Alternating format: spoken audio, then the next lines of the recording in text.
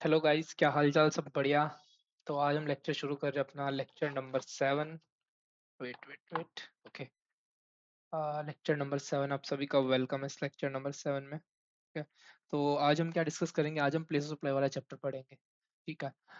इस चैप्टर में क्या रहता है, कैसा रहता है? सबसे इंपॉर्टेंट चैप्टर हमारे सिलेबस का सीए फाइनल के अंदर, क्योंकि इसका एक क्वेश्चन पक्का हर बार आता ही आता है।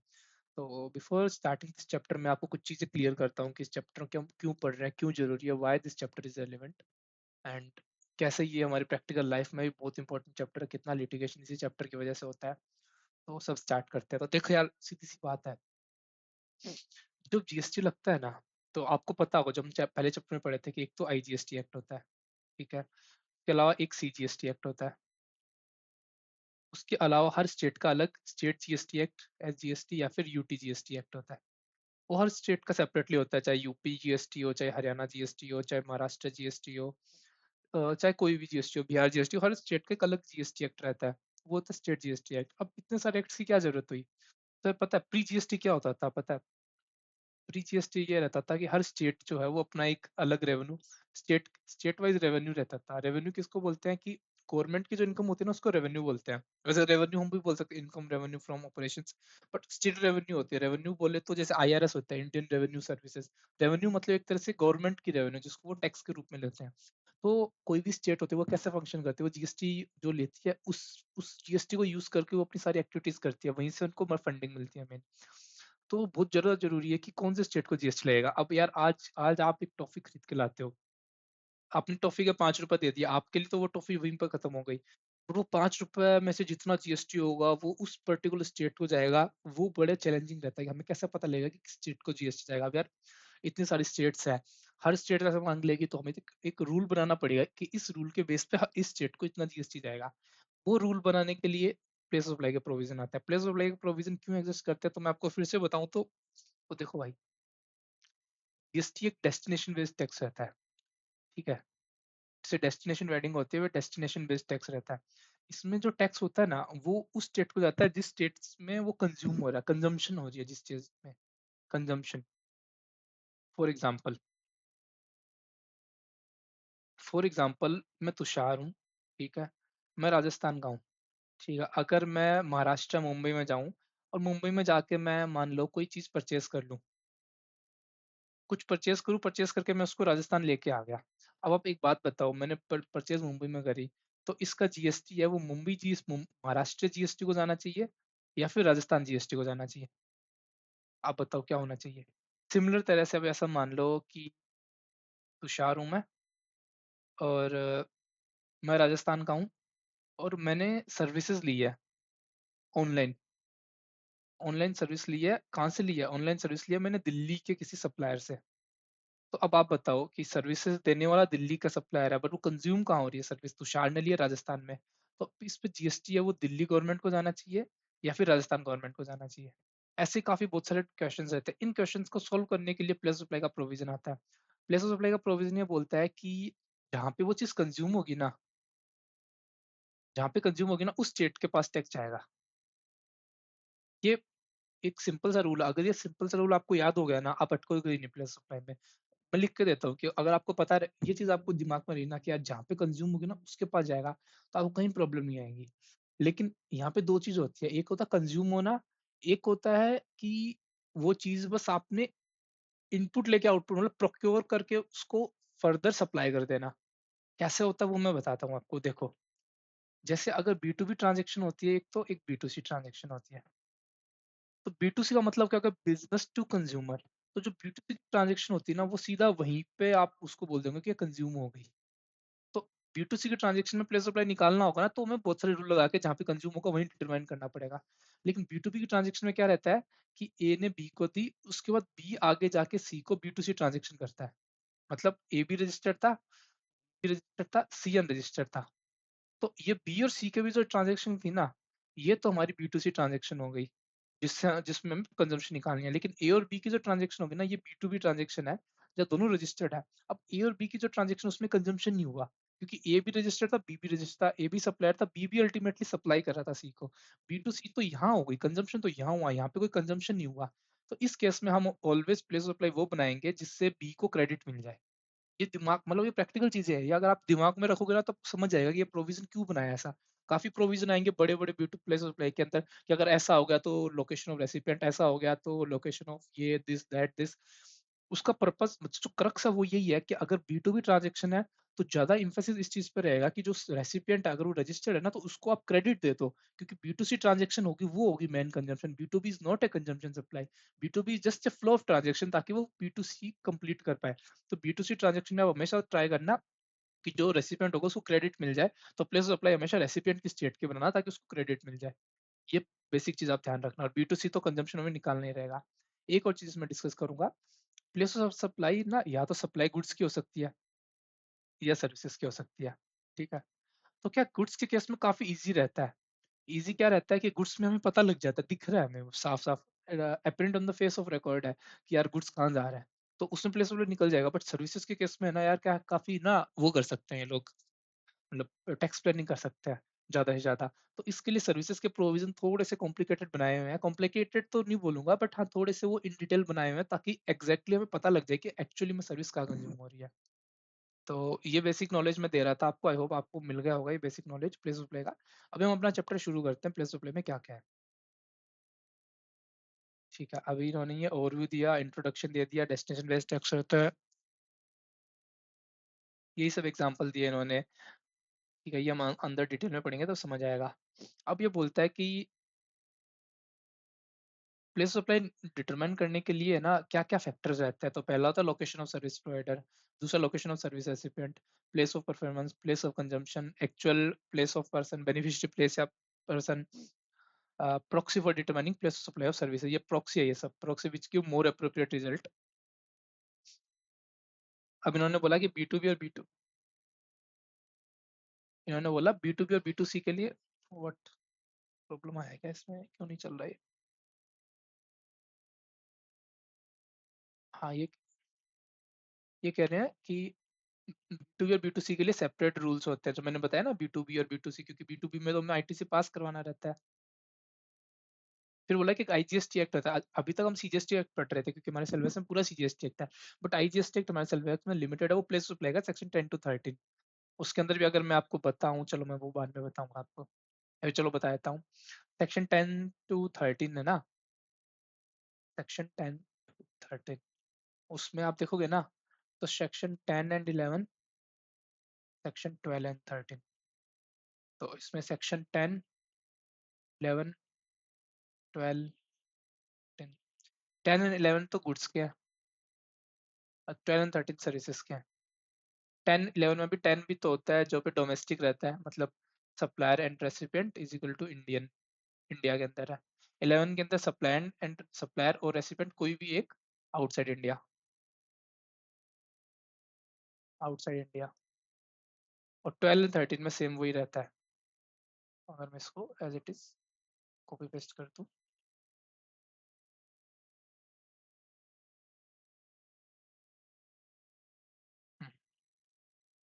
ये 10 and 12, 10 11 12 13 का। ओके, आई होप सो मेरी वॉइस क्लियर होगी सबको। ठीक है, आगे चलते हैं हम। ये डेफिनेशन है जो रेलिवेंट होगी तब तक हम इस डेफिनेशन पे आएंगे, अभी आगे चलते हैं। कुछ तो प्रॉब्लम हुई है यार इसमें, why this is not working properly.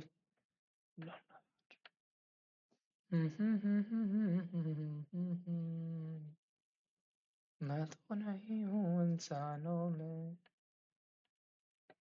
अब यहाँ पे ना लोकेशन ऑफ रेसिपिएंट और सर्विस की डेफिनेशन है, यहाँ पे सर्विस गुड्स की बात नहीं होता है ये, क्योंकि गुड्स के केस में दिक्कत नहीं होती, सर्विस के केस में ज्यादा दिक्कत होती है। तो उन्होंने बताया कि अगर हम सप्लाई रिसीव करते हैं at place of business where registration is approved, location of recipient is equal to place of business where supply received at fix establishment elsewhere, तो location of such fix establishment where supply received at more than one establishment whether place of business और fix establishment, location of the establishment most directly concern with the recipient of supply, receipt of supply, in absence of such places usual place of residence of recipient। और same definition यहाँ पे supplier के लिए भी डाली हुई है, same to same copy paste. फिर एक OIDAR होती है, उसकी डेफिनेशन है, ये मैं अभी नहीं बताऊंगा, आप OIDAR के अंदर जाएंगे ना तब आपको डायरेक्टली बताऊंगा, ज्यादा अच्छा लगेगा तब आपको समझने में, उसकी जो प्लेस ऑफ सप्लाई में जाएंगे हम। सप्लाई की डेफिनेशन हम पहले भी पढ़ चुके हैं। तो यहाँ से सेक्शन 10 शुरू होता है। 10 मैंने क्या कहा था, 10 होता है गुड्स का। उसमें भी कौन सा वाला गुड, जहाँ पे सप्लायर एंड रेसिपिएंट दोनों क्या हो, इंडिया में अवेलेबल हो। तो place of supply of goods other then import of goods, other than supply of goods imported और एक्सपोर्टेड फ्रॉम इंडिया, मतलब डोमेस्टिक हो गया। ठीक है, अब इसके अंदर क्या है, सब सेक्शन है, जिसके अंदर सेक्शन 10(1) है, जिसके अंदर और 2 है, और उसमें बहुत सारे केसेस है। तो हम एक एक करके 1 बाय 1 केस समझना शुरू करते हैं।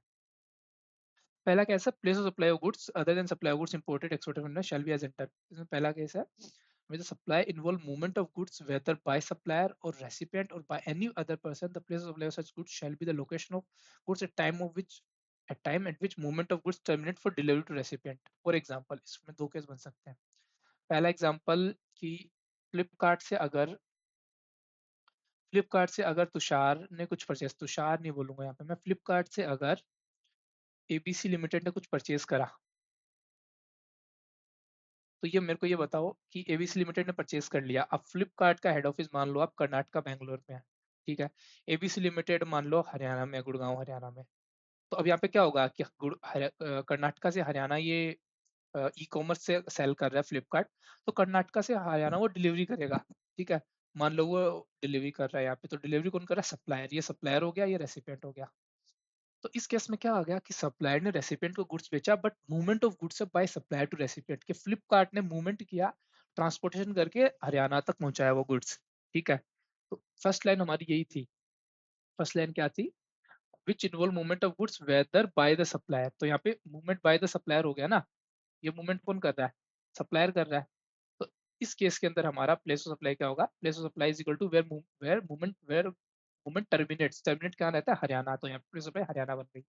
सेकंड केस में क्या रह गया कि मुंबई, सॉरी दिल्ली के अंदर एक फैक्ट्री थी, उस फैक्ट्री से गुड्स लिया है एबीसी लिमिटेड ने, हरियाणा के ने। लेकिन इस पर क्या, एबीसी खुद गया था फैक्ट्री में, वहां से लिया और फिर एबीसी खुद ही लेके आ गया। तो यहाँ पे मूवमेंट किसने किया, मूवमेंट तो हुआ यहाँ पे कि हरियाणा से। वो नहीं होता क्या, लोग क्या करते हैं कि अगर अपने गाँव में फैक्ट्री खोल के बैठ, गाँव में दुकान खोल के बैठते हैं और सामान लेने वो दिल्ली जाते हैं कि दिल्ली में सस्ता सामान मिलेगा, इसलिए वो दिल्ली जाते हैं सामान लेने। व्हाट इज दिस यार, कहाँ से पानी आ रहा है इतना, बारिश आ रही है क्या सुबह सुबह इतनी तेज। भाई, चलो इग्नोर। तो अभी क्या रहता है, लोग दुकान खोल के बैठते हैं, फिर दिल्ली से सामान लेके आते हैं। नहीं, आपने सुना होगा ना, वो एक अंकल होते हैं जो सब तरह का सामान रखते हैं, दिल्ली जाते हैं, हर वीकली दिल्ली जाते हैं, बहुत सारा सामान लेके आते हैं। तो सामान तो दिल्ली से आया, लेकिन मूवमेंट क्या, सप्लायर मूवमेंट नहीं कर रहा है यहाँ पे। यहाँ पे रेसिपेंट जो वही मूवमेंट कर रहा है, रेसिपेंट जा रहा है दिल्ली और लेके सामान आ रहा है। तो इसमें भी प्लेस सप्लाई क्या रहेगी, place supply is equal to Haryana ही रहेगी, क्योंकि गुड्स हरियाणा में आ रहा है, बट मूवमेंट किसने किया, रेसिपेंट ने। तो यहाँ पे वो वाली लाइन आ गई, और बाय द रेसिपेंट और बाय एनी अदर पर्सन। कभी कभी क्या रहता है कि ट्रांसपोर्टर मूवमेंट करता है, क्या आपने दिल्ली से सामान लिया राजस्थान में, बट एक ट्रांसपोर्टर बीच में आपने हायर कर लिया जो दिल्ली से सामान उठा के राजस्थान में आपको डिलीवरी कर रहा है। तो एनी अदर पर्सन वाला आ गया। तो इसकी प्लेस सप्लाई क्या होगी, at the time at which movement of goods terminate for delivery to recipient. जब रेसिपिएंट को डिलीवरी मिलेगी तो मूवमेंट होगा, वो उसकी प्लेस सप्लाई बन जाएगी, ठीक है। मैंने क्या कहा था, गुड्स में दिक्कत नहीं आती, सर्विसेज में आती है, गुड्स में नॉर्मल रहता है। तो आपको भी समझ आ रहा होगा ये चीज़ कि यार गुड्स में तो ठीक है यार, जहाँ पे डिलीवरी, हमें तो कंजम्पशन निकालना है, तो गुड्स क्या कंज्यूम होगा, जहाँ पे उसका वो खत्म होगा डिलीवरी। उसके बाद सेकंड केस क्या बोलता है, where goods are delivered by supplier to any recipient और एनी अदर पर्सन और direction of third person, whether acting as an agent or otherwise, before or during movement of goods, either by way of transfer of document of title and goods or otherwise, it shall be deemed that the said third person has received the goods in the place by location of such person। इसको अच्छे से समझते हैं, ये बहुत important है practical life में भी। इस ट्रांजेक्शन को बोलते हैं bill to ship to transaction. क्या कहते हैं, bill to ship to transaction, mostly use transaction बोल सकते हैं इसको। ये कैसे रहते हैं मैं बताता हूँ। तो देख भाई, इसके लिए एक बढ़िया सा एग्जांपल देता हूँ आपको, सोचने दो बढ़िया सा एग्जांपल जिसमें आपको समझ आए प्रैक्टिकली भी कैसा हो रहा है।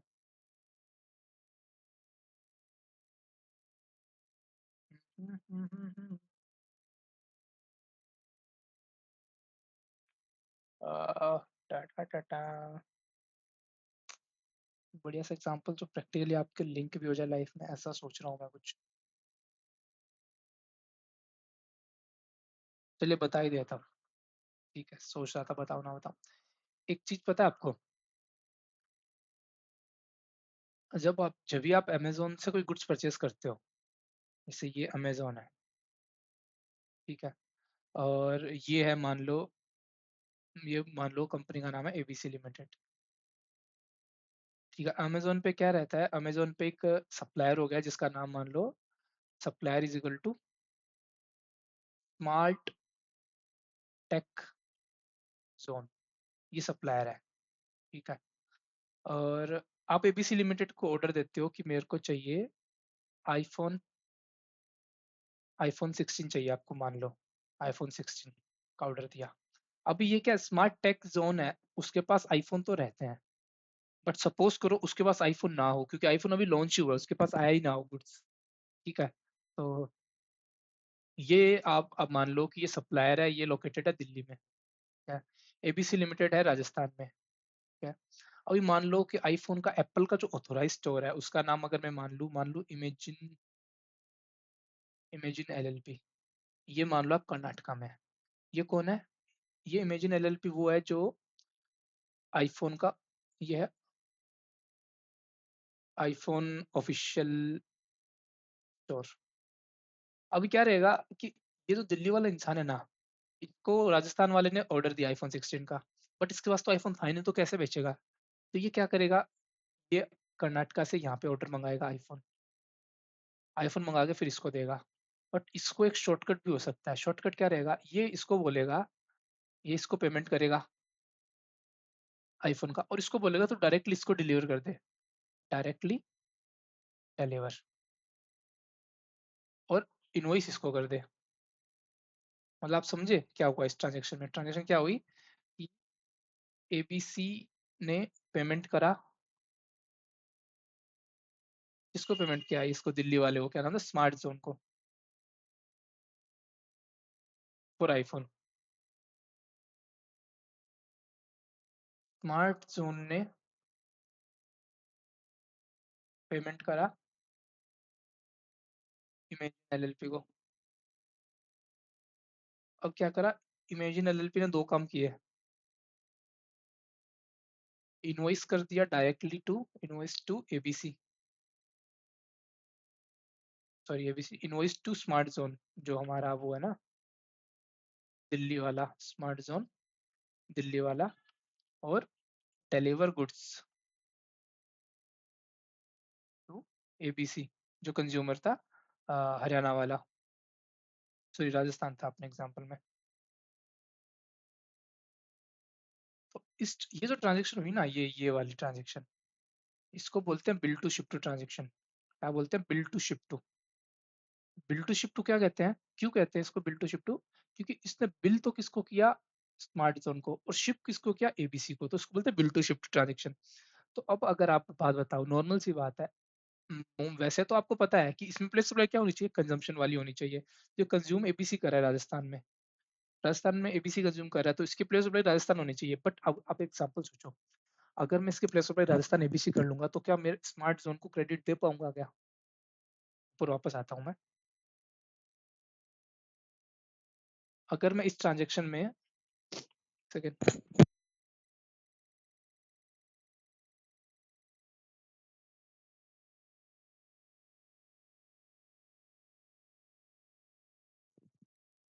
हेलो, आई होप वॉइस आ रही होगी, ठीक है। अब इस ट्रांजेक्शन में आप समझो, ये जो ट्रांजेक्शन थी हमारी, वैसे अब ये इसमें क्या लगा, इमेजिन एलएलपी ने गुड्स दिया, तो उसने इनवॉइस तो किया स्मार्ट जोन दिल्ली को, और गुड्स भेज दिया राजस्थान में एबीसी को। अगर मैं इसके प्लेस सप्लाई कंजम्पशन वाले एग्जाम्पल के हिसाब से राजस्थान कर दूं, तो वो इनवॉइस इसको दे रहा हूँ, तो इसको क्रेडिट मिल पाएगा। अगर प्लेस सप्लाई राजस्थान होगी, तो राजस्थान के पास जीएसटी चला गया, ये दिल्ली गवर्नमेंट में है, तो दिल्ली गवर्नमेंट इसको क्रेडिट दे देगी क्या, जो क्रेडिट इसका मिलता है जीएसटी का ही मिलता है।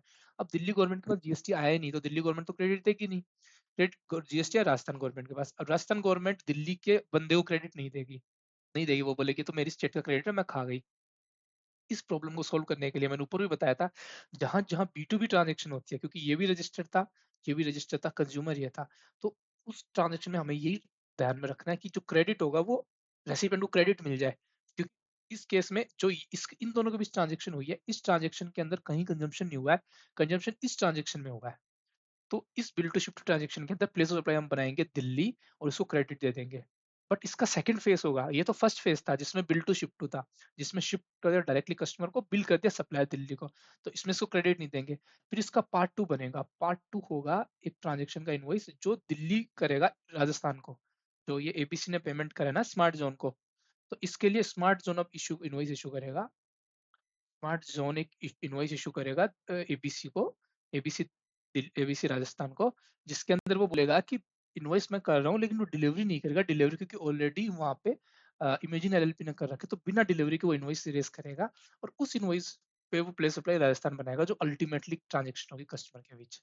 तो वही चीज यहाँ लिखी हुई है, where goods are delivered by supplier, या तो हमारा सप्लायर जो है ये स्मार्ट जोन वाला, to a recipient, sorry supplier जो इमेजिन एलएलपी कर रहा है, by supplier to a recipient और any other person on direction of third person. मतलब थर्ड पर्सन कौन था हमारा, वो जो ट्रांजेक्शन थी उसके अंदर सप्लायर तो वो बन गया हमारा imagine.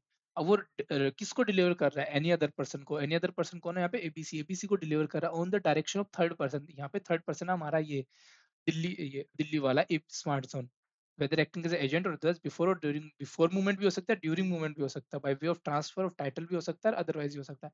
It shall be deemed that the said third person has received the goods and place shall be the location of principal place of business of such person। तो हम मानेंगे कि यहाँ इमेजिन ने डिलीवरी तो एबीसी को करी है, बट हम मानेंगे कि ये डिलीवर हुआ है स्मार्ट जोन को और दिल्ली में डिलीवर हुआ और उसके प्लेस सप्लाई बन जाएगी दिल्ली।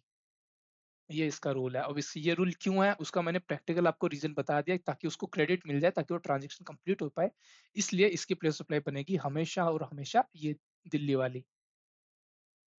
उसके अलावा तीसरा, where the goods does not involve movement of goods whether by supplier और recipient, the place supply shall be the location of such goods at the time of delivery to recipient. अब ये इसका मतलब क्या हो, पहले मतलब समझो। इसका मतलब हुआ कि गुड्स में मूवमेंट ही नहीं हुआ।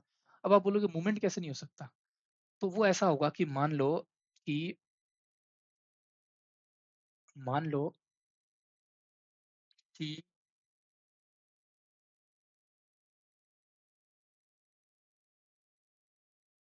इसमें मूवमेंट ही नहीं करा, तो मान लो कोई मशीन थी, ठीक है, ये मशीन मिस्टर ए की फैक्ट्री में एक मशीन लगी हुई है, फैक्ट्री के अंदर मशीन ऑलरेडी लगी हुई है, ठीक है, लेकिन ये मशीन है किसकी, मिस्टर पी की। पी ने मशीन दे रखी है रेंट पे, ठीक है। आज क्या बोलता है मिस्टर ए बोलता है मिस्टर बी को कि यार ये मशीन तू मेरे को सेल कर दे, ठीक है। तो अब ये मशीन आप बताओ, मशीन का कहीं पे मूवमेंट हो रहा है क्या? मशीन पहले भी मिस्टर ए की फैक्ट्री में थी, आज भी मिस्टर ए की फैक्ट्री में, बस इसकी ओनरशिप चेंज हुई है कि पहले बी ने ए को रेंट पे दे रखी थी, अब बी ने इसका इनवॉइस काट के ए को दे दिया कि ये मशीन अब तू रख ले, तेरी हो गई। तो weather when supply does not involve movement of goods, supplier ने भी मूवमेंट नहीं किया, रेसिपिएंट ने भी नहीं किया, तो place supply shall be location of such goods at the time of delivery. तो अब इसकी प्लेस सप्लाई ये फैक्ट्री रहेगी, फैक्ट्री में मशीन पहले से रखी हुई थी, अभी भी फैक्ट्री में रखी है, तो इसकी प्लेस सप्लाई फैक्ट्री रहेगी। अब चाहे मिस्टर ए कहीं भी रजिस्टर्ड हो, मिस्टर बी कहीं भी रजिस्टर्ड हो, गुड्स में मूवमेंट नहीं हो रहा है, तो प्लेस सप्लाई फैक्ट्री रहेगी। तो इसके भी आगे क्वेश्चन आएंगे, आगे डिटेल में पढ़ेंगे, स्कोर मजा आएगा। अभी हम डायरेक्ट पढ़ रहे हैं, एक्सप्लेनेशन नीचे दी हुई है, बट फिर भी मैं आपको पूरा एक्सप्लेनेशन के साथ अभी बता रहा हूँ प्रैक्टिकली कैसा रहता है काम। अब ये आ गया और भी अच्छा, ये बोलता है where the supply of goods is made to a person other than, इसमें ये बोलता है कि ना जो बी टू सी ट्रांजेक्शन होती है ना, ये उसके लिए है। ये बोल रहा है कि भाई जहां बी टू सी ट्रांजेक्शन आ गई ना, जो आपने ऊपर पढ़ा था ना वो सब भूल जाओ, not with standing anything content above. मतलब क्या हुआ, मैंने क्या बताया था कि बी टू बी ट्रांजेक्शन के अलग रूल होते हैं, बी टू सी के अलग रहते हैं। क्यों रहता है, क्योंकि B to C consumption directly हो गया, तो हमें बी टू सी में तो कंजम्पशन निकालना है। बी टू बी में हमारा फोकस क्या रहता है, क्रेडिट देने के ऊपर। तो बी टू बी ट्रांजेक्शन में हम पूरा ट्राई यही करते हैं कि, बारिश आ रही है भाई, बहुत बढ़िया।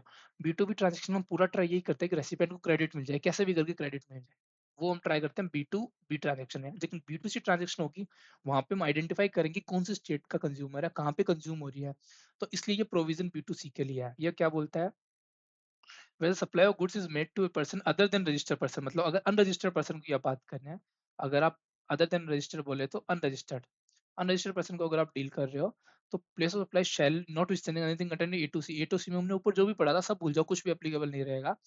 Place of supply shall be the location as per the address of the said person recorded in the invoice. Invoice के अंदर हम जो एड्रेस डालेंगे ना उस पर्सन का, वो पर्सन का वो रहेगा in respect of said supply, and the location of supplier where the address of the person not recorded in invoice. इसमें क्या हो गया, इसमें रह गया कि यार नॉर्मल सी बात है, मैं तुषार हूँ, ठीक है, मैं राजस्थान का हूँ, ठीक है, लेकिन अभी मैं कहाँ रह रहा हूँ, अभी मैं बेंगलोर में रह रहा हूँ। बेंगलोर कहाँ है, कर्नाटका में, ठीक है। अभी मैं जाता हूँ कोई दुकान पे, मान लो अभी मैं थोड़े दिन पहले गया था एक दुकान पे फ्रूट्स लेने। अब मैं फ्रूट्स वाले भैया के पास गया, भैया ने मेरे को फ्रूट्स दिया, तो भैया ने मेरा चेहरा देख के बताया तो नहीं ना कि मैं राजस्थानी हूँ या मैं नॉर्थ इंडियन हूँ, मेरे को कन्नड़ नहीं आती। वो भैया को पता नहीं लगा। तो भैया ने क्या क्या मेरे को सीधा गुड सेल कर दिया। तो भैया ने मेरा एड्रेस लिया क्या? एड्रेस नहीं लिया। अब भैया ने मेरा एड्रेस नहीं लिया ना, तो इसकी प्लेस सप्लाई बन जाएगी लोकेशन ऑफ सप्लायर, जो कि भैया की थी कर्नाटका, और वो कर्नाटका के पास चला गया जीएसटी। बट सपोज अगर मैं फ्रूट्स की जगह जाता भैया के पास लेने, स्कूटी लेने जाता, स्कूटी भी चलो छोड़ो, मैं बताऊं, मान लो मैं लैपटॉप लेने जाता भैया के पास, ठीक है, तो भैया मेरा एड्रेस लेता, लैपटॉप लेता, तो प्रॉपर बिल बनाता, बिल पे वो मेरा एड्रेस देता, और अगर मैं उस एड्रेस में डाल देता कि मैं चूरू राजस्थान से हूँ, अगर मैं उस एड्रेस में डाल देता चूरू राजस्थान, पिन कोड 331001, तो भैया अब जो मेरे को ना, तो उस पे एड्रेस पे ये था, तो उसकी पुलिस सप्लाई बन जाती राजस्थान, और उस पे जीएसटी जाता राजस्थान गवर्नमेंट को। समझ रहे हो मैं क्या कहना चाह रहा हूँ? कि यहाँ पे हम नहीं देखते कि कहाँ डिलीवरी हो रही है, कहाँ टर्मिनेट हो रहा है।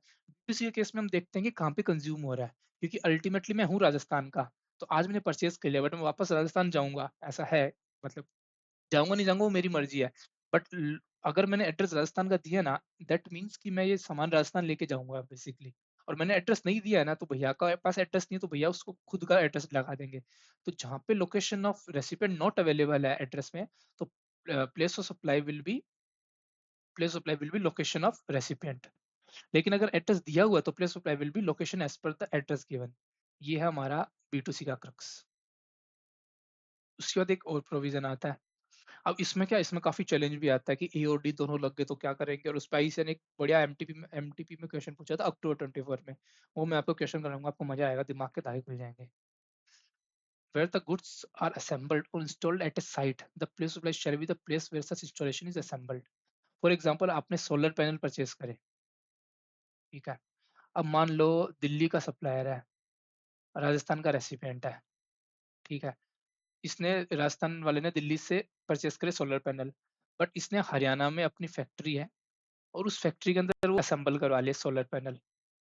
अब आप मेरे को बताओ प्लेस सप्लाई क्या होगी? अब आप बोलोगे कि अगर ये भी रजिस्टर्ड है, ये भी रजिस्टर्ड है, तो प्लेस सप्लाई तो लोकेशन और रेसिपिएंट होनी चाहिए, क्योंकि हम उसको क्या करते हैं, क्रेडिट देते हैं, क्योंकि आगे वो B2B ट्रांजेक्शन है। बट एक बात बताओ, जब हम किसी चीज को इंस्टॉल कर रहे हैं, तो क्या आपको लगता है कि वो इंस्टॉल करके आप दोबारा आगे किसी को वो बेच रहे हो? वो तो जहाँ पे आप इंस्टॉल कर लिए वहां पे वो चीज फिक्स हो गई ना। तो मेरे को नहीं लगता कि फर्दर आप इसको कहीं कंज्यूम करोगे, हम इसको ये मान लेंगे कि जहाँ पे हमने इसको इंस्टॉल करी वहां पे ये कंज्यूम हो गई। तो जब दिल्ली राजस्थान वाले ने दिल्ली से ये सोलर पैनल खरीदा होगा, तो क्या ये राजस्थान वाला आगे इसको बेच रहा है क्या? आप देखो, आप बोलोगे नहीं, ये हरियाणा में अपनी फैक्ट्री में इसको असेंबल कर रहा है। तो जब वो इस चीज को असेंबल करेगा कहीं पे और इंस्टॉल करेगा एट साइट किसी लोकेशन को, तो प्लेस सप्लाई वही बन जाएगी, प्लेस ऑफ सच इंस्टॉलेशन और असेंबली। तो इसने क्योंकि हरियाणा में इसको इंस्टॉल करा है, तो प्लेस सप्लाई इसकी हरियाणा बन जाएगी। इसमें हम नहीं देखेंगे कि रेसिपिएंट है तो उसको क्रेडिट मिले ना मिले, नहीं भाई, क्रेडिट ना मिले तो भी ना मिले, ये तो हरियाणा गवर्नमेंट का हक है, क्योंकि हरियाणा के अंदर ही इंस्टॉल हो रही है, तो प्लीज सप्लाई यहाँ पे हरियाणा बन जाएगी। इसके और नीचे चलते हैं, लास्ट प्रोविजन जो बोलता है कि वेयर द गुड्स और सब are supplied on a board a conveyance including a vessel, aircraft, train, motor vehicle, place supply shall be the location at which goods are taken on board. मतलब क्या हुआ इसका? आपको याद है कि ये ट्रेन में जाते हो आप, तो वो आते हैं ना, चना दाल ले लो, चना दाल, चाय चाय चाय, तो चना दाल वाला आ गया। तो चना दाल वाले मान लो कि मैं बैठा यहाँ पे, मैं दिल्ली, मैं राजस्थान से बेंगलोर आ रहा था ट्रेन में, और 2 दिन लगते हैं ट्रेन में, ठीक है। तो अब मान लो राजस्थान के अंदर एक वेंडर था, वो ट्रेन में चढ़ गया, तो उसने राजस्थान में कुछ सप्लाई करी, फिर उसने दिल्ली में भी कुछ सप्लाई करी, फिर कर्नाटक आया तो कर्नाटक में भी उसने कुछ चना दाल बेची। तो अब जो कर्नाटक में उसने सप्लाई क्या बनेगी, कर्नाटका बनेगी, क्या बनेगी? तो इसके अंदर इन्होंने क्लैरिटी दी सीधा सीधा कि अब इसमें कैसे बताएंगे कि यार कंज्यूमर कहाँ का था। इसमें तो हो सकता है ट्रेन में राजस्थान के लोग भी बैठे हो, ट्रेन में दिल्ली के लोग भी बैठे हो, ट्रेन में कर्नाटका के लोग भी बैठे हो, हम पता नहीं कर सकते ना। तो इन्होंने सीधा बोल दिया कि जहाँ पे वो गुड्स ट्रेन के अंदर आया था ना, वो गुड्स वो लोकेशन बन जाएगी उसकी प्लेस ऑफ सप्लाई। क्योंकि अब ये जो वेंडर था ये सामान कहाँ से लेके आया था गुड्स, जब ये राजस्थान में चढ़ा था तो मतलब इसने राजस्थान में परचेज करा होगा गुड्स और फिर ट्रेन में बैठा होगा, इसलिए हम इसको मान लेंगे कि इसने राजस्थान, क्योंकि ये राजस्थान के अंदर ही ट्रेन के अंदर बैठा है, तो गुड्स क्या था, राजस्थान से उठाया था उसने माल सारा और फिर वो बेच रहा है, तो इसलिए इसके प्लेस हम राजस्थान बना देंगे। फॉर अनदर एग्जाम्पल, शताब्दी ट्रेन में अगर आपने ट्रेवल करा होगा, तो शताब्दी ट्रेन होती है, शताब्दी ट्रेन के अंदर फूड फैसिलिटी होती है, फूड मिलता है परचेस करने पे। तो फूड क्या था, जगह जगह से प्रोक्योर करते हैं, कि जैसे सूरत आया रास्ते में तो उन्होंने सूरत के अंदर एक कैंटीन हो रहती है, वहां से उन्होंने कैंटीन से फूड प्रोक्योर कर लिया, परचेस कर लिया। अब वो फूड ओवरनाइट वो सोल्ड करने से रहेंगे, तो वो बीच में सूरत गुजरात में भी सोल्ड हो गया, महाराष्ट्र है तो महाराष्ट्र में भी सोल्ड कर दिया, कैंसिल कर दिया। तो उसके प्लेस पे अलग अलग तो बना नहीं सकते, तो ये बोलते हैं कि क्योंकि फूड सूरत से परचेज करा था, Surat as a location on which goods are taken on board, कि ट्रेन के अंदर वो सामान कब चढ़ाया था, सूरत के अंदर चढ़ा था वो सामान, तो उसके प्लेस पे हम सूरत बना देंगे, वो सारा गुड्स हम मानेंगे कि उसके प्लेस पे सूरत रहेगी, सूरत गवर्नमेंट के पास, मतलब गुजरात गवर्नमेंट के पास उसका टैक्स चला जाएगा। उसके बाद बोलता है कि कोई भी ऐसा हो जिसमें हमें कंफ्यूजन हो कि प्लेस नहीं डिटरमाइन कर रहे, तो कोई भी मैनर वो प्रिस्क्राइब करेंगे आगे, उस मैनर में हम कर लेंगे। तो ये हमने गुड्स का सारा कर लिया, गुड्स में भी जो विदाउट इम्पोर्ट एक्सपोर्ट था। अब ये एनालिसिस है जिसके अंदर हम डिटेल में पढ़ेंगे कि किस किस कंडीशन में प्लेस सप्लाई क्या रहेगा, साथ में एग्जांपल के साथ पढ़ेंगे तो और आपको मजा आएगा। तो हम आगे चलते हैं अभी इसमें। अभी इसके अंदर अगर हम एनालिसिस की बात करें तो इसमें इसने पहले बताया कि जो हमने ऊपर पढ़ा उसमें क्या क्या चीज़ थे, तो पहले था कि गुड्स का मूवमेंट होता है, फिर एक था गुड्स का मूवमेंट नहीं होता, फिर एक था build to ship to model, फिर एक था गुड्स हम इंस्टॉल करते हैं असेंबल करते हैं एक साइट पे, फिर होता है goods supplied on board a conveyance, ठीक है। अभी इसमें डिटेल में क्या करके देखते हैं, तो मूवमेंट ऑफ गुड्स हमने पढ़ा था कि जब मूवमेंट होता है गुड्स का, तो जहाँ पे मूवमेंट टर्मिनेट होता है वो उसकी प्लेस सप्लाई बन जाती है, जहाँ डिलीवरी टर्मिनेट होती है। तो इसमें एग्जांपल दिया कि मिस्टर ए ऑफ नासिक था, उसने सेल किया 10 refrigerator mister B of Pune Maharashtra, ठीक है, for delivery at place of business of mister B in Pune, तो place supply will be Pune in Maharashtra. Second example, Mr. A of Nashik, Maharashtra sell 20 refrigerator to Mr. C of Ahmedabad, Gujarat for delivery at place of business of Mr. C Private Limited in Gujarat. The place of supply will be Ahmedabad, Gujarat, जहाँ पे delivery terminate होती है। फिर दूसरा था bill to ship to model, फिर उन्होंने same example जो हमने दिया वही यहाँ दे दिया कि ये रेसिपिएंट था, ठीक है, ये थर्ड पर्सन था, ये सप्लायर था। अभी क्या हुआ था कि ये जो रेसिपिएंट था इसने इस बी को ऑर्डर दिया था, तो बी ने इसको इनवॉइस इशू किया होगा, ठीक है। फिर बी ने क्या किया, बी ने इससे परचेज करा ए से, तो ए ने इशू इनवॉइस किया बी को और बी ने इंस्ट्रक्शन दिया कि तू मेरे बिहाफ पे सी को डिलीवरी दे दे, तो डिलीवरी सी को मिल गई, ए ने सी को डिलीवरी दी, ए ने बी को इनवॉइस किया और आगे जाके बी ने सी को इनवॉइस किया। तो ये जो ट्रांजेक्शन होगी, इस ट्रांजेक्शन के अंदर जो ए ने सी को दिया है, तो गुड्स तो सी के पास आया बट इनवॉइस उन्होंने बी को दिया है, तो यहाँ पे थर्ड पर्सन बी हो गया, तो बी को प्लेस प्ले बनाएंगे, बी को इसका क्रेडिट मिल जाएगा क्योंकि ये बिल इसको करेगा, शिप इसको करेगा, बिल टू शिप टू हो गई। आगे जाके क्या करेगा, ये थर्ड पर्सन इसको एक सेपरेट इनवॉइस करेगा सी को, जिसकी डिलीवरी ऑलरेडी ये कर चुका था, इनवॉइस ये करेगा और इससे पेमेंट ले लेगा। इसमें प्लेस अप्लाई यहाँ पे इसकी दिल्ली बन जाएगी, जहाँ पे गुड्स टर्मिनेट हो रहा था during during the movement, delivery during the delivery. इन्होंने एग्जाम्पल भी दे दिया ये सब चीज।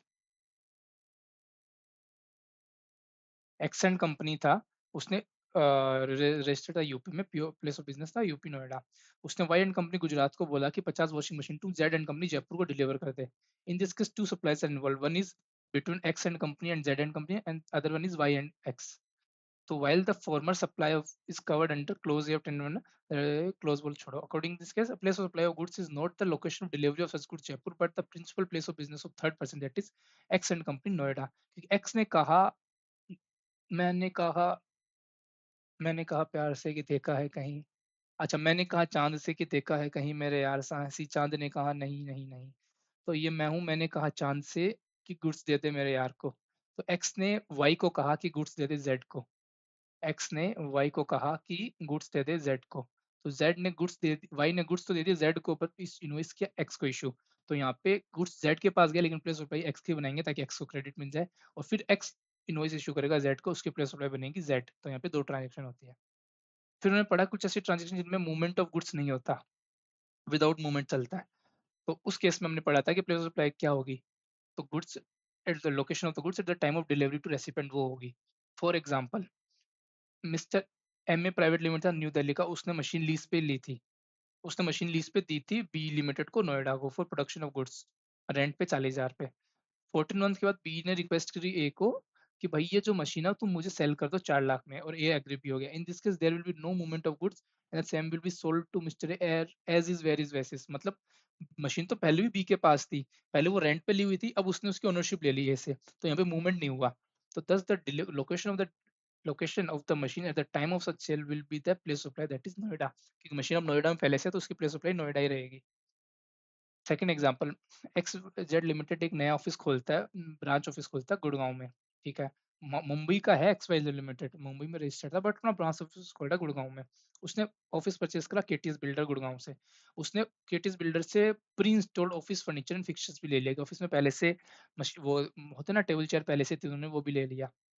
हम बोलेंगे there will be no GST liability in purchase of building, क्योंकि बिल्डिंग शेड्यूल 3 में नो जीएसटी में आता है, but office building fixture will be liable to GST, ठीक है। Since there is no movement of office furniture and fixture, place supply of such furniture or goods will be location at time of delivery। अब क्योंकि movement जो machine furniture वो पहले से ही वहीं पे उसी बिल्डिंग में रखा हुआ था, अभी भी वहीं रखा हुआ है, तो मूवमेंट तो हुआ नहीं। तो जहाँ पे मशीन पहले से पड़ा हुआ है ना, वही उसकी प्लेस सप्लाई बन जाएगी, तो इसकी प्लेस सप्लाई बन जाएगी गुड़गांव। फिर हमने पढ़ा था कि अनरजिस्टर्ड पर्सन को देते हैं तो क्या रहता है, तो मैंने बोला था अनरजिस्टर्ड पर्सन एक्सेप्शन ऊपर वाला कुछ भी नहीं होगा। अगर एड्रेस है हमारे पास, इनवॉइस पे एड्रेस लिखा हो तो इनवॉइस वाला एड्रेस, अगर नहीं है तो लोकेशन ऑफ सप्लायर। तो वही इसने यहाँ पे कहानी बताई है। फिर इसने हमने पढ़ा था कि अगर गुड्स को इंस्टॉल करते हैं, असेंबल करते हैं कोई सी जगह पे, तो क्या होता है। तो उसमें इन्होंने एग्जांपल दिया कि ए जो है न्यू दिल्ली का, उसने परचेज करता है मशीन बी न्यू दिल्ली से for being installed in the factory eight UP Noida. तो कहाँ पे इंस्टॉल हो रहा है, यूपी में हो रहा है, तो उसकी प्लेस सप्लाई क्या बनेगी, यूपी। तो place supply is the site at which machine is installed, that is Noida UP. Same example कि प्योर रिफाइनरी मुंबई में है, उसने कॉन्ट्रैक्ट दिया पीक्यू लिमिटेड रांची को to supply a machine which is required to be assembled in Gujarat, Kutch. Kutch Gujarat में वो machine लगने वाली है, तो उसकी प्लेस सप्लाई गुजरात बन जाएगी। तो place supply of the site of assembly of machine that is Kutch, even though pure refinery is located in Maharashtra. फिर हमने पढ़ा था goods on board and conveyance की ट्रेन वगैरह में बिक रहा है, तो उसका क्या रहेगा। तो उसमें एग्जांपल दिया कि मिस्टर एक्स न्यू दिल्ली का था, उसने दिल्ली कोटा ट्रेन में चढ़ गया, वो दिल्ली के ऊपर ही। फिर उसने ट्रेन में गुड्स बेचे थे न्यू दिल्ली पे, और वो ट्रेन जयपुर पहुंची, उसने जयपुर में भी गुड्स बेचे दिए। तो place supply of goods is the location at which the goods are taken on board that is New Delhi and not Jaipur when they have sold. उसने सामान तो जयपुर में भेजा, लेकिन लोकेशन प्लेस सप्लाई क्या रहेगी, दिल्ली, जहाँ पे वो ट्रेन पे चढ़ा था, ठीक है। अब आता है सेक्शन 11। सेक्शन 11 अगर आपको ऊपर वाला वो 10 11 12 13 का मैंने जो चार्ट बनाया था वो याद होगा, तो 11 होगा जहाँ पे सप्लायर और रेसिपिएंट में से कोई आउटसाइड इंडिया होता है, तो बेसिकली इंपोर्ट एक्सपोर्ट। तो place supply of goods imported और exported from India into India. इसमें नॉर्मल सी बात है, अगर इंपोर्ट कर रहे हो आप तो लोकेशन ऑफ द इंपोर्टर, और एक्सपोर्ट कर रहे हो तो लोकेशन आउटसाइड इंडिया, सीधी सी बात है। इंपोर्ट कर रहे हो तो जिस स्टेट में इंपोर्टर बैठा है उस स्टेट की गवर्नमेंट को रेवेन्यू दे दो, तो लोकेशन ऑफ इंपोर्टर। एक्सपोर्ट कर रहे हो तो एक्सपोर्ट में वैसे भी जीएसटी नहीं लगता, बट लगता है तो भी एक्सपोर्ट के लिए प्लेस सप्लाई निकालनी होगी, तो जिस कंट्री में आप एक्सपोर्ट कर रहे हो वो कंट्री आपकी एक्सपोर्ट की प्लेस सप्लाई बन जाएगी। तो import of goods, export of goods. Example दे दिया कि मिस्टर सी है, इंपोर्ट करता है ये फ्रॉम चाइना, ठीक है। मिस्टर सी नोएडा यूपी में, तो location of UP that is Noida will be place of supply. Export के केस में करें तो मिस्टर आर है दिल्ली का, वो एक्सपोर्ट करता है न्यू दिल्ली से लंदन यूके में, तो place supply will B London UK. अब ये सर्विसेज का, ये सबसे इंपॉर्टेंट है जो मैंने ना सेक्शन 12 एंड 13, जिसमें 12 था कि इंडिया वाला, और ये था आउटसाइड इंडिया वाला। Section 12 place supply of service where location of supplier of service and location of resident of service both are in India. दोनों अगर इंडिया में है तो क्या प्रोविजन रहेगा। अब इसमें देखोगे आप तो काफी सारे प्रोविजन डाले हुए हैं, अगर ऐसा हुआ वैसा हुआ, लंबा चौड़ा केस है, तो वो इसलिए मैंने बताया ना, गुड्स का इजी रहता है पता लग जाता है, सर्विस का थोड़ा टफ रहता है, तो इसके लिए इन्होंने थोड़ा डिटेल में बताया। तो हम भी डिटेल में पढ़ लेंगे, क्या दिक्कत है, हम भी डिटेल में पढ़ेंगे, इसको कोई प्रॉब्लम नहीं, अच्छे से पढ़ेंगे। मैं तो नहीं हूँ। तो यार ये जो प्लेस सप्लाई ऑफ सर्विस है, इसके बात करें तो यार वही चीज़ है, आप सर्विस के अंदर भी आप वो चीज़ याद रखना कि रेसिपेंट को क्रेडिट मिलना है। तो इन्होंने क्या करा कि एक 12(2) होता है, सेक्शन 12 बोलता है place supply service where location of supplier and resident both are in India, ठीक है। इसका जो ये जो बोलते हैं, इसको बोलते हैं रेजिडुअल प्रोविजन। रेजिडुअल प्रोविजन मतलब कि ये लगेगा, ये नहीं तो ये सब तो लगेंगे लगेंगे, मतलब ये मेन प्रोविजन है। इसके एक्सेप्शन में है कि क्या लिखा, place of play service except the service specified in 3 to 14 will be this, मतलब सबकी प्लेस सप्लाई यही रहेगी एक्सेप्ट 3 to 14 जो नीचे तक जाएगा। तो ये क्या बोलता है कि अगर हम रजिस्टर्ड पर्सन को देंगे तो place supply will be location of such person. सीधी सी बात है, रजिस्टर को देंगे तो उसको क्रेडिट मिलना चाहिए। तो सीधी सी बात है, सेक्शन 12 बोलता है प्लेस सप्लाई और सर्विस के केस में कि अगर आप किसी रेसिपिएंट अगर रजिस्टर्ड है तो place supply will be location of recipient, that's it. लेकिन अगर आप unregistered made to any person other than registered person, मतलब अगर आप अनरजिस्टर्ड को देते हैं, मतलब B2C देते हैं, तो अगर location of recipient where address on record exist, otherwise supplier of service. अगर एड्रेस में आपके पास उसका एड्रेस है ऑन रिकॉर्ड तो लोकेशन ऑफ रेसिपिएंट रहेगा, अदरवाइज लोकेशन ऑफ सप्लायर रहेगा। ये है रेजिडुअल प्रोविजन। लेकिन इसके एक्सेप्शन 3 to 14 डाले हुए हैं। पहला एक्सेप्शन बोलता है कि place supply of service directly in relation to an immovable property including service provided by architect, interior decorator, surveyor, engineer and other person expert, service by way of agent, right to use immovable property. ये मतलब बोलता है कि इस immovable property से related आपने कोई भी सर्विस ली ना, तो उसकी प्लेस सप्लाई बनेगी लोकेशन ऑफ इमूवेबल प्रॉपर्टी। वो नहीं देखेगा कि रजिस्टर्ड अनरजिस्टर्ड है। फॉर एग्जाम्पल, मैंने घर है, मेरा होम है, या फिर होम भी छोड़ो, मेरा ऑफिस है। मैंने ऑफिस के अंदर क्या किया, ऑफिस के अंदर मान लो मैंने किसी कारपेंटर की सर्विस ले ली, तो या फिर मैंने किसी आर्किटेक्ट की सर्विस ले ली, या फिर मैंने किसी इंजीनियर की सर्विस ले ली, डेकोरेटर की सर्विस ले ली, किसी भी इन लोगों की सर्विस ले ली ऑफिस में। जिसके लिए थी, ऑफिस बिल्डिंग के लिए ली थी, तो इनकी प्लेस ऑफ सप्लाई बन जाएगी मेरी लोकेशन ऑफ ऑफिस। ठीक है, उसको नीचे चलते हैं। Service by way of lodging, accommodation by hotel, inn guest house, homestay, club, campsite और whatever name called including a houseboat और एनी अदर प्लेस। मतलब अगर मैं किसी जगह पे किसी होटल में स्टे कर रहा हूँ, मैं अगर मैं ओयो में गया हूँ तो मेरी प्लेस ऑफ, अगर मैं ओयो में गया हूँ तो मेरी place of supply will B OYO. मैं रजिस्टर्ड हूँ, रजिस्टर्ड कोई मतलब नहीं, अगर मैं ओयो में रहने गया हूँ तो मेरी प्लेस ऑफ ओयो बनेगी, that's it. Bye way of accommodating in any immovable property for organizing a marriage reception, matters related thereto, official, social, cultural, religious, business function including service provided in relation to such function at such property।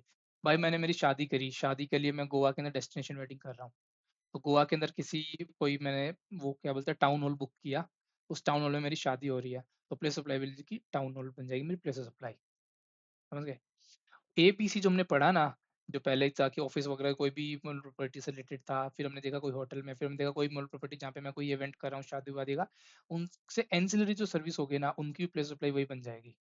Shell be the location at which the immovable property, boat, vessel as the case में be located और intended to be located, provided that if the location of immovable property or port or vessel is located or intended to be outside India, the place of supply shall be location of recipient। For example, अभी मैंने किसी से contact करा, सनम सनम tours tour से मैंने contact करा कि मेरे को शादी करनी है। उन्होंने वियतनाम में मेरे को शादी के लिए पैकेज दे दिया कि वियतनाम में इन्होंने इनकी बिल्डिंग है, वहाँ पे वो मेरी शादी करवा रहे हैं। तो उसकी प्लेस सप्लाई क्या बनेगी? वियतनाम बनेगी? नहीं, वियतनाम नहीं बनेगी। तो इस केस में इन्होंने बोला कि अगर जो इमूवेबल प्रॉपर्टी, बोट, वेसल जो भी वो अगर आउटसाइड इंडिया है तो place of supply will be location of recipient, that's it. फिर एक और एक्सप्लेनेशन दी, where the immovable property, boat, vessel located more than one state. अब मान लो कि मैं सनम वालों से कॉन्टेक्ट करता हूँ कि मेरे को डेस्टिनेशन वेडिंग करनी है, लेकिन मैं गोवा में तो करूंगा रिसेप्शन, ठीक है, या फिर सोचो, तो ऐसे नहीं समझो। इसके लिए मैंने क्या करा कि मैंने दिल्ली एनसीआर में बुक किया। दिल्ली एनसीआर, अब दिल्ली एनसीआर में एक बड़ा होटल था, वो होटल एकदम बॉर्डर पे था। उस होटल होटल का ऐसा होटल था, इतना बड़ा, यहाँ पे बॉर्डर आ गई। ये पार्ट दिल्ली में कवर हो रहा है या हरियाणा में कवर हो रहा है? तो अब बताओ उसकी प्लेस ऑफ प्ले दिल्ली होगी या हरियाणा होगी? तो यहाँ पे उन्होंने क्लेरिफाई करा कि, क्या क्लेरिफाई करा, supply located where immovable property, boat, vessel located in more than one state, the supply service shall be treated as made in each respective state in proportionate to value of service separately collected or determined in terms of contract agreement entered।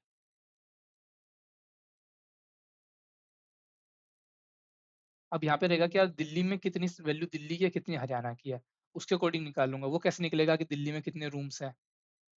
Number of rooms देख लूंगा, number of rooms Delhi में ज्यादा हरियाणा में ज्यादा, price मतलब मैं value bifurcate करूंगा कि दिल्ली में इतने रूम थे, इस पर रूम इतना था, तो टोटल वैल्यू में से इतनी वैल्यू दिल्ली की थी, इतनी वैल्यू हरियाणा की थी, उसमें मैं बांट दूंगा। तो वो रहेगा, in proportional shall be determined proportional to value of service separately collected और determined in terms of contract. या फिर मैं टर्म्स ऑफ कॉन्ट्रैक्ट में देख लूंगा कि दिल्ली की बिल्डिंग के कितने प्रॉपर्टी पैसे हैं, हरियाणा के कितने पैसे हैं, या फिर कोई एग्रीमेंट हुआ होगा उससे निकाल लूंगा। आगे चलते हैं। आगे इन्होंने बोला कि place of supply for restaurant, catering service, personal grooming, fitness, beauty treatment, health care including cosmetic and plastic surgery will be location where the service are performed. इसको बोलते हैं परफॉर्मेंस वाली सर्विस। तो ये चीज़ होती है ना, जैसे हम होटल में जाके खाना खा रहे हैं, हम जिम में जा रहे हैं, ग्रूमिंग कर रहे हैं, फिटनेस कर रहे हैं, ब्यूटी ट्रीटमेंट कर रहे हैं, हेल्थ सर्विसेज ले रहे हैं, वो सब एक जगह पे क्लियर है हम। तो जिस जगह पे वो सर्विस परफॉर्म हो रही है ना, वो उसकी प्लेस ऑफ सप्लाई बन जाएगी। फिर एक क्वेश्चन आया, place supply of service in relation to training and performance appraisal. अगर आपने किसी कोई ट्रेनिंग की सर्विस ली, ठीक है, तो उसके लिए अगर वो सर्विस रजिस्टर्ड पर्सन को दी तो shall be location of registered person, और अनरजिस्टर्ड पर्सन को दी where service is actually perform. For example, अब मैं ऑफिस हूँ, मेरे ऑफिस वालों ने बोला कि यार तेरे को काम अच्छे से नहीं आता, तेरे को मैं जीएसटी पढ़ने के लिए कहीं और भेज रहा हूँ, ठीक है। बिमल जैन सर, एक आपने सुना होगा, बोला उनका कोई सेमिनार है, 10 दिन का सेमिनार है, उस सेमिनार में जा वहाँ पे सीख के आता जीएसटी। मैंने कहा ठीक है भाई। अब अगर मैं ऑफिस की तरफ से जा रहा हूँ तो मैं रजिस्टर्ड पर्सन हो गया, ऑफिस वाले रजिस्टर्ड ऑब्वियसली। तो इस केस में प्लेस ऑफ सप्लाई बन जाएगी लोकेशन ऑफ रजिस्टर्ड पर्सन, जो कि हमारा ऑफिस है। तो इस केस में ऑफिस प्लेस ऑफ सप्लाई बन जाएगी जो कर्नाटका, तो कर्नाटका बन जाएगी, और ऑफिस को उसका आईटीसी मिल जाएगा। लेकिन अगर ऑफिस नहीं जाए, मैं मेरा खुद से मन करे कि यार मैं इसका सेमिनार लेके आऊंगा बिमल जैन सर का, जीएसटी की नॉलेज बढ़ाऊंगा मेरी, तो उस केस में मैं अनरजिस्टर्ड पर्सन हूँ, और बिमल जैन सर दिल्ली में रहते हैं, उन्होंने दिल्ली में सेमिनार करा, तो उसकी प्लेस ऑफ सप्लाई बन जाएगी यहाँ पे लोकेशन वेयर सर्विसेज परफॉर्म, क्योंकि वो सेमिनार दिल्ली में हुआ था, तो उसकी प्लेस ऑफ सप्लाई बन जाएगी दिल्ली। अगर वो सेमिनार दिल्ली की जगह मुंबई में होता, तो मैं तो कर्नाटका का हूँ, सर दिल्ली के हैं, लेकिन अगर वो सेमिनार मुंबई में होता तो उसकी प्लेस ऑफ सप्लाई मुंबई बन जाती। अब एक क्या है, place of supply of service provided by way of admission to an culture as artistic, sporting, scientific, educational, entertainment, मतलब कोई भी तरह का इवेंट होगा, ठीक है, shall be place where the event is actually held and the where the park or such place is hold। मतलब कि अगर मैं आईपीएल का मैच देखने जा रहा हूँ, तो मेरे को उसकी प्लेस सप्लाई बनेगी आईपीएल में जो मैच जहाँ पे हो रहा है वहीं पे। फॉर एग्जाम्पल, मैं हूँ तुषार, मैं हूँ राजस्थान का, मैं आईपीएल का शौकीन हूँ, तो मैं मैच देखने गया दिल्ली, दिल्ली में मैंने मैच देखने गया, तो उसकी प्लेस सप्लाई बन जाएगी दिल्ली, क्योंकि मैच हो रहा है दिल्ली में। अब मैं रजिस्टर्ड हूँ अनरजिस्टर्ड हूँ, मुझे घंटा फर्क नहीं पड़ता, प्लेस सप्लाई बन जाएगी दिल्ली।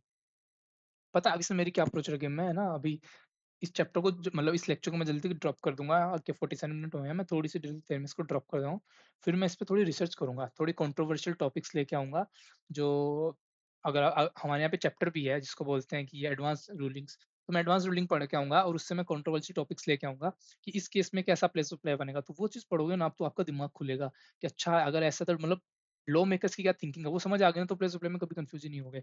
और मोस्टली क्या रहता है, आईसीआई भी वहीं से इवेंट, वहीं उन्हीं एडवांस रीडिंग से क्वेश्चन उठा के एग्जाम में नए नए क्वेश्चन पूछता है, और लोग हिल जाते हैं, क्योंकि एडवांस रीडिंग अपने आप में एक वो चीज़ है, टफ चीज़ रहती है, जिसके अंदर एक अलग से बेंच बैठती है, और वो hello, I I hope video सही से बन रही होगी। तो वो मैं पढ़ के आऊँगा, और उसके बाद आपको वो क्लियर कराऊंगा, ताकि आपको बेटर अंडरस्टैंडिंग मिलेगी। तो अभी इसको क्लियर करते हैं। अब इसमें क्या लिखा कि organization of culture place of supply provided by way of organization of an culture, artistic, sporting, scientific, ये इवेंट को ऑर्गेनाइज कर रहा है, ठीक है, या फिर services ancillary to organization of an event, this to registered person होगा तो लोकेशन ऑफ पर्सन, अनरजिस्टर्ड को होगा तो place where the actually held, और आउटसाइड इंडिया होगा तो प्लेस ऑफ। इसमें क्या कहना चाह रहा है, कि जो आईपीएल है, तो आईपीएल को ऑर्गेनाइज तो कोई कर रहा होगा, ऑर्गेनाइजेशन जो ऑर्गेनाइज कर, ऑर्गेनाइजेशन की जो सर्विस दे रहा है ना, उसकी प्लेस ऑफ प्ले क्या रहेगी। इन अदर वर्ड्स, मान लो कि तुषार ने क्या किया, तुषार ने एक इवेंट रखा, इवेंट क्या था, वो शादी वाला इवेंट था, तो शादी का इवेंट था गोवा में, ठीक है। इवेंट के लिए तुषार ने एक इवेंट मैनेजमेंट कंपनी को हायर किया, जिसका नाम था दिल मिलाओ, दिल मिलाओ इवेंट प्लानर। वो दिल मिलाओ इवेंट प्लानर प्लान करते हैं इवेंट्स का, ठीक है।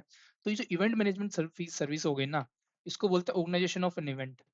तो ये इवेंट मैनेज सर्विस अगर ये तुषार को दे रहे हैं, अगर तुषार रजिस्टर्ड होगा या अनरजिस्टर्ड होगा, अगर रजिस्टर्ड होगा ना तो तुषार को क्रेडिट मिलना चाहिए इस चीज का, अगर रजिस्टर्ड होगा तो place of supply will be location of recipient, लेकिन अगर अनरजिस्टर्ड होगा तो place of supply will be location जहाँ पे इवेंट हेल्ड हुआ था, क्योंकि अगर गोवा में हो तो प्लेस ऑफ सप्लाई की गोवा बन जाएगी।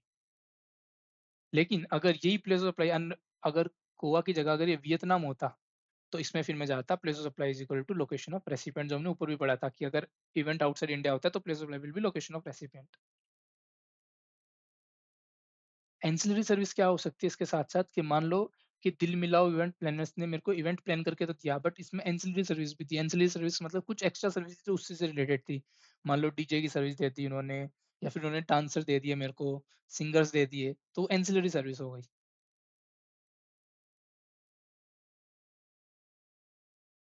अब इससे एक कंट्रोवर्शियल टॉपिक बताता हूँ आपको, ठीक है। इसमें मान लो कि मिस्टर मिस्टर पूजा पाठ, मिस्टर छोड़ो, पूजा पाठ एक कंपनी है। ये बढ़िया है, प्रैक्टिकल लाइफ में है ये, डिस्प्यूटेड मामला है तो मैं इसलिए सुनाता हूँ। पूजा करो डॉट कॉम, पूजा करो डॉट कॉम मान लो एक ऐप है। वो ऐप क्या बोलता है कि जो जेंजी लोग हैं या फिर जो भी बाहर के लोग हैं वो इस पे पूजा बुक कर सकते हैं।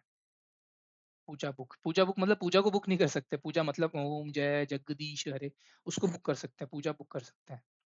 तो इसमें क्या रहा कि मिस्टर तुषार था, वो था कर्नाटका का मान लो, ठीक है। ये गया इस पूजा डॉट कॉम पे, पूजा करो डॉट कॉम पे। इसने यहाँ पे सालासर बालाजी में, सालासर बालाजी एक मंदिर है, सालासर बालाजी में इसने पूजा बुक करी अपनी, पूजा करने के लिए पूजा बुक करी। तो तुषार ने इस ऐप को दिए 500 रुपए। इस ऐप ने क्या करी, यहाँ पे पूजा करी और पूजा करके तुषार को प्रसाद भेज दिया, या फिर प्रसाद भेज भी दिया या फिर नहीं भी भेजा, कोई एक ही बात है, ठीक है। अब इसके प्लेस ऑफ प्ले बताओ क्या होगी। तो तुषार ने जो 500 रुपये पूजा करो डॉट कॉम को दिया ना, उसके बदले पूजा डॉट कॉम ने क्या करा, एक इवेंट करा तुषार के नाम पे, सालासर बालाजी मंदिर में एक इवेंट करा। तो उसकी प्लेस ऑफ प्ले क्या बननी चाहिए। तो हमने ऊपर क्या पढ़ा था कि अगर लोकेशन ऑफ अगर रजिस्टर्ड पर्सन को देंगे तो लोकेशन ऑफ रेसिपिएंट बनेगी, ठीक है। लेकिन अगर अनरजिस्टर्ड को देंगे, ठीक है, तो बन जाएगी अपनी, जहाँ पे place at which the event is held. तो ये इवेंट सालासर बालाजी राजस्थान में हुआ था, तो इसकी प्लेस ऑफ प्ले बन जाएगी राजस्थान।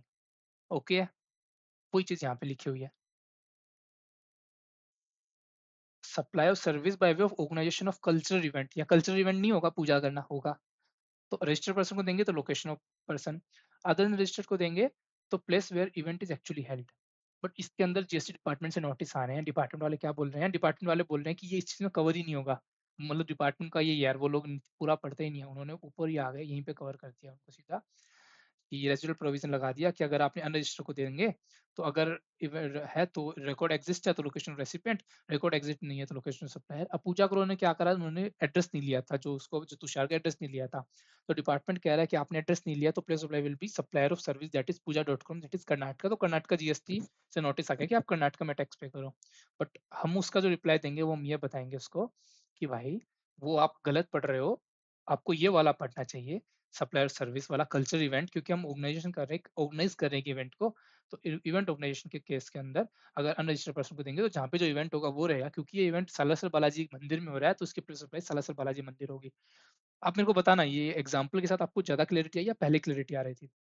ये चीज अगर आपको पसंद आई है ना, क्योंकि ये प्रैक्टिकल लाइफ है, मैं क्लाइंट का नाम वगैरह डिस्क्लोज नहीं कर रहा हूँ, बट ये प्रैक्टिकल लाइफ में ऐसा हो रहा है, ऐसा नोटिस आया है, ऐसा आपको ऐप मिल जाएगा। अगर आपको ये चीज अप्रोच समझ में आ रही है तो मैं इस पे आज रिसर्च करता हूँ बढ़िया सा, क्योंकि प्लेस ऑफ बहुत इंपॉर्टेंट प्रोविजन है। मैं इस पे रिसर्च करता हूँ, एडवांस रीडिंग पढ़ता हूँ कैसे कैसे क्या चल रहा है, और बाकी के जो प्रोविजन है ना आगे 10 14 तक का, उसके बाद इम्पोर्ट वाला प्रोविजन है, तो मैं उसको वैसे कवर करता हूँ। और वो करके वो करने के बाद हमारा चैप्टर पूरा हो जाएगा, बाकी इस चैप्टर में कुछ नहीं है, फिर क्वेश्चन आंसर रहेंगे। तो मैं इस वीडियो को यहीं क्लोज करता हूँ और मैं इस पर रिसर्च करना शुरू करता हूँ। शाम को मिलता हूँ आपको, अभी ऑफिस में मैं भी थोड़ा इस पर रिसर्च करूंगा, वापस आके फिर रिकॉर्ड करूंगा नेक्स्ट वीडियो।